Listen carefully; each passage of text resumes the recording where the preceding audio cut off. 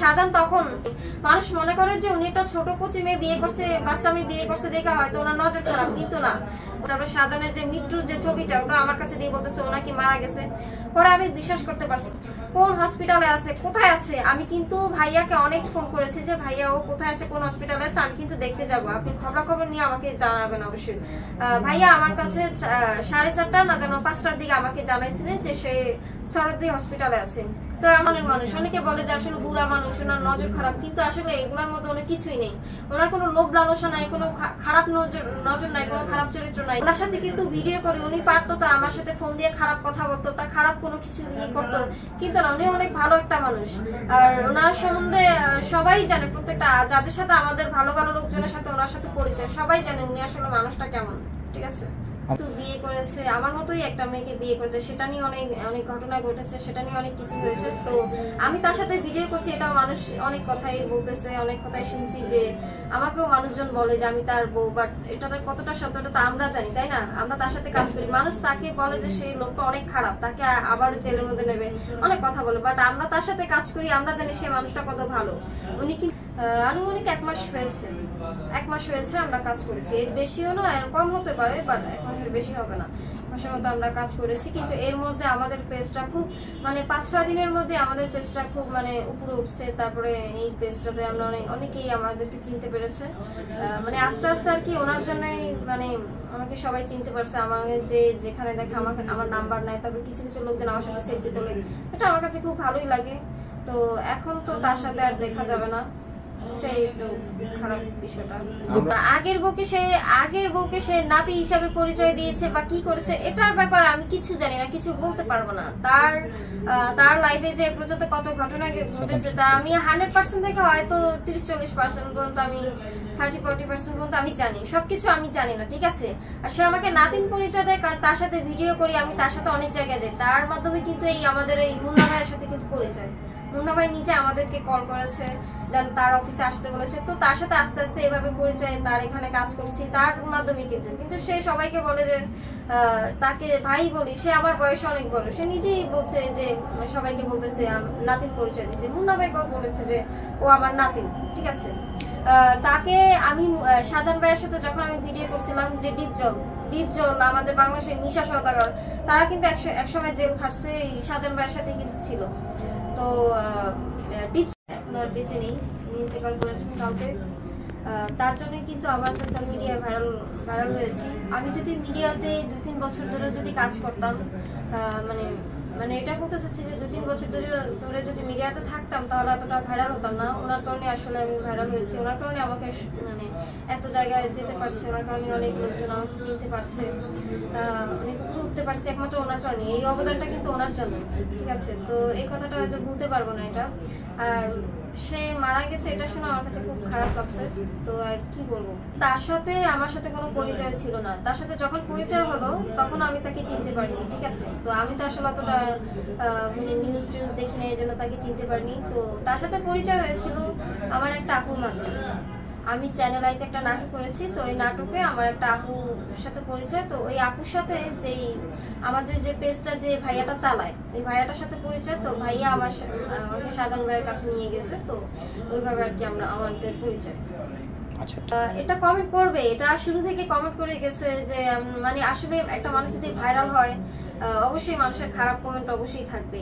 আর যেহেতু তার লাইফে একটা দুটো অ্যাক্সিডেন্ট ঘটছে, ঠিক আছে, সে কিন্তু সবাইকে আমাকে মানে সবার কাছে আমাকে পরিচয় দেয় যে আমি তার নাতিন। ঠিক আছে, সে অনেক ভালো একটা মানুষ, আমি তার জন্য দোয়া করবো সে যেন সুখে শান্তিতে থাকে।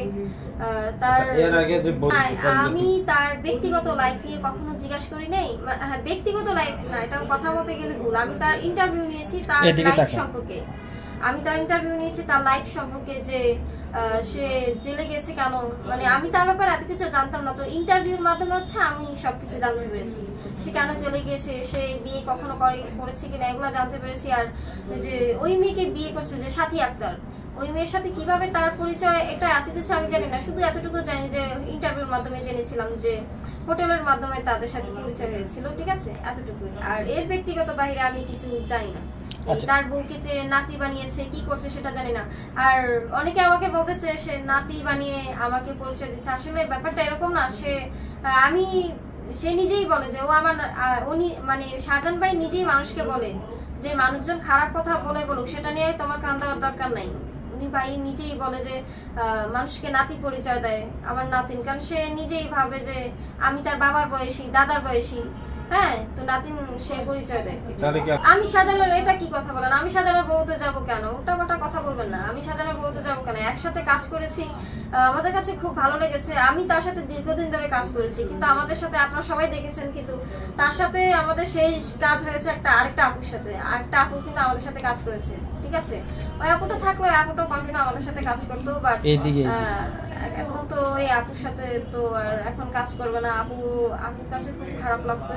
আপু আগে থেকেই শাহজাহান ভাইকে চিনে, বাট আমাদের সাথে কাজ করছে, অনেক ভালো লাগছে। এখন যেহেতু শাহজাহান ভাই নাই, তাহলে শাহজাহান ভাইয়ের সাথে আপনার যে সম্পর্কটা, যে মানুষ বলছে যে আপনি শাহজাহানের বউ ছিলেন এবং আপনি বলছিলেন যে নাতি হিসেবে পরিচয় দিয়েছিল, নাতিন, কিন্তু অনেকে বলে যে নাতিন হিসেবে পরিচয় দিয়ে কিন্তু আগের বউকেও বিয়ে করেছিল এবং আপনাকেও নাতিন হিসেবে পরিচয় দিয়ে নাকি ভাই নিচে থেকে উনি যখন জেল থেকে বের হইছে, নিচে থেকে ওনাকে ফোন করছিল, বলছে এই মেয়েটাকে, এই মেয়েটার সাথে আপনি ভিডিও করেন। ভাই নিজে আমাকে জিজ্ঞাসা করছিল, পরে বলে যে ও আমার নাতিন, আমার সাথে ভিডিও করে কাজ টাজ করে। পরে শাহজাহান ভাই বলছিল আজকাল আমাকে, শাহজাহান ভাই কালকে আমার সাথে দুপুরবেলা কথা বলছিল, যে জিজ্ঞাসা করছিল মুন্না ভাইদের অফিসে যাও কিনা, বা মুন্না ভাইয়ের সাথে কথা হয় কিনা, মুন্না ভাইয়ের সাথে একটু কথা বলতাম।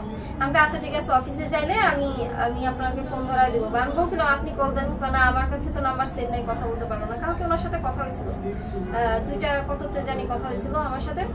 পরে আবার আমি জিজ্ঞাসা করলাম যে ডিপজল ভাইয়ের সাথে কথা হয়েছে কিনা। ডিপজল ভাইয়ের সাথে কিন্তু দেখা করার কথা, আজকে না হলে হয়তো কালকে করার কথা ছিল, সে যদি বেঁচে থাকতো। ডিপজল ভাই থাকতো সবারই, পরে বললো এরকম। আমি এড়িয়ে জানি, হয়তো আমি মানে কি বলবো, বলতে খেয়াল ছিল না, ঠিক আছে? মানুষ, আপনাদেরকে একটা কথাই বলেছি, মানুষ দাবি করছে, মানুষ আরো কিছু দাবি করবে। মানুষ এখন সে মারা গেছে, মানুষ আরো বলবে যে মানে বলবে যে নুসরাতের, সবাই তো জানে আমার নাম নুসরাত, হ্যাঁ, তো বলবে যে নুসরাতের প্রেমিকা মারা গেছে, নুসরাতের প্রেমিকা মারা গেছে, মানুষ খারাপ কমেন্ট করবে, মানুষ যেটা বলে। তো মানুষ আরো বহুত খারাপ কমেন্ট করছে, তো এগুলো নিয়ে আমি কান দিই না। এই কথা নিয়ে কান দিলে তো আমার ক্যারিয়ার হবে না, আমার ক্যারিয়ার নিজের কাছে, ঠিক আছে? এসব শুনলে আমাকে কেউ ভাত দেবে না, আমার ক্যারিয়ার গড়াবে না, তো আমারটা আমার কাছেই। দেখুন আমি, হ্যাঁ এটার কথা আছে, আমি কেন তাকে দেখতে যাইনি, তাকে দেখার আমার তাকে দেখার প্রধানত ইচ্ছা আমার ছিল। কারণ সকালবেলা আমার কাছে যখন সবার প্রথমে মুন্না ভাই আমাকে কল করেছে, নাম্বার দিয়ে কল করেছে, তো আমি হঠাৎ করে আমাকে কথা বলতেছে শাহজাহান নাকি মারা গেছে, তুমি কি জানো? আমি বলতেছি কি কর না কোন তোর কথা বলতেছেন, শাহজাহান ভাই কালকে তো আমার সাথে কথা হলো, এরকম ভালো মানুষ জীবিত কিভাবে হঠাৎ মারা যেতে পারে? আমি হঠাৎ করে অবাক হয়ে গিয়েছিলাম। তো তারপর আমি জাহিদ ভাইয়ের কাছে কল দিলাম, তো ভাইয়াকে বললাম ভাইয়া কি খবর এমন এমন, তো ভাইয়া বলছে যে এমন এমন, যে শাহজাহান নাকি মারা গেছে। আমি বলছি এটা কতটা সত্য, কে বলছে, কিভাবে? সে কয় আমি এরকম উড়ন্ত খবর পাইছি, আমি জানতেছি। হ্যাঁ, তো এরকম জানাজানি হলো, অনেক কিছু হলো। তো পরে আমি বিভিন্ন জায়গায় কল করলাম, তারপরে আমি যখন লাইনে আসি তখন আমার মেসেঞ্জারে অনেকে, মানে আমার কাছে এ পর্যন্ত অনেক লোকজন কল করছে, তারপরে দেন মেসেজ দিচ্ছে। সময় আমার সিনেমার শেষ পর্যায়ে, তো আমি বলেছিলাম যে তার ইনফরমেশন জানায় আমাকে বলবেন, আমি কিন্তু দেখতে যাব তাকে। তারপর আমাদের সাথে কাজ করছে ফুল আপু, ওই আপুরও দেখে যাওয়ার কথা ছিল, বাট আপু দেখতে গেছে কিনা আমি জানি না। তো দেখতে যাওয়ার কথা ছিল, দেখতে পারি না। তার গ্রামের বাড়িতে লোকজন আসছিল, ওনারা বলছিল নিয়ে যাবে, হয়তো এতক্ষণ হয়েছে নিয়েও গেছে, আমি দেখতে পারি না। বাট আমার দেখার ইচ্ছা ছিল। আমার সে যখন মারা গেছিল আমার কিন্তু খুবই খারাপ লাগছিল।